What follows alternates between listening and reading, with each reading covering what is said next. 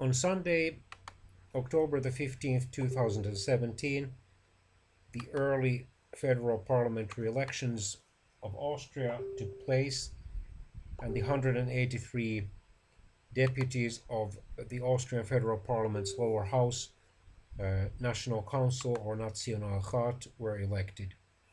Led by its young leader, Foreign Minister Sebastian Kurz, who in his election campaign had essentially stolen themes from the populist right wing and deeply Eurosceptical and anti Islam um, Freedom Party of Austria, obtained, according to the unofficial results, 31.4% of the vote and 61 seats.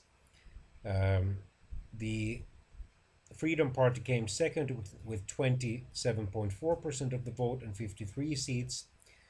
The main governing party, Social Democrats, came third with 26.7% of the vote and 52 seats, which means that in all likelihood the current federal chancellor or prime minister, Mr. Christian Kern, who has only been in office since May 2016, will have to step down and make way for Mr. Kurz. And the likeliest new coalition government will be right-wing populist or centrist populist coalition between the People's Party and the Freedom Party.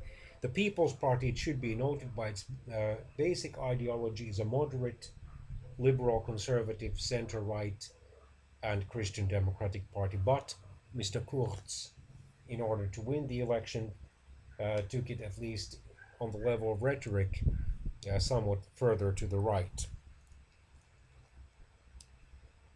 And the so-called Grand Coalition of People's Party and Social Democrats, while it still would technically be possible and indeed would have 113 deputies out of 183 supporting it, is unlikely to be renewed.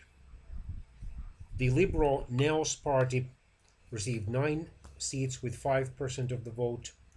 The breakaway Green list of Peter Pilz received 4.1% of the vote, or 8 seats, and the mainstream Greens only received 3.3% of the vote, and because they fell below the 4% vote threshold, which would have guaranteed them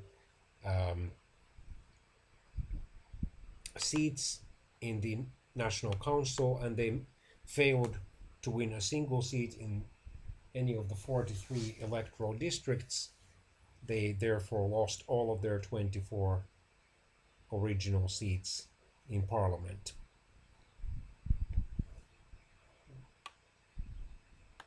And then about 2% of the vote were cast to the other political parties and groups. The result marked the first time since the dissolution of the Austro-Hungarian Empire in 1918 that the Social Democrats had not been one of the largest parties.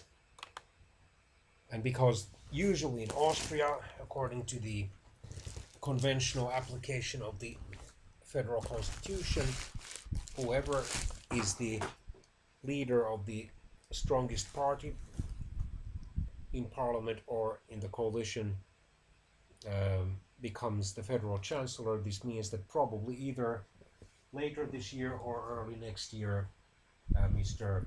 Kurz will be appointed as the new federal chancellor or prime minister.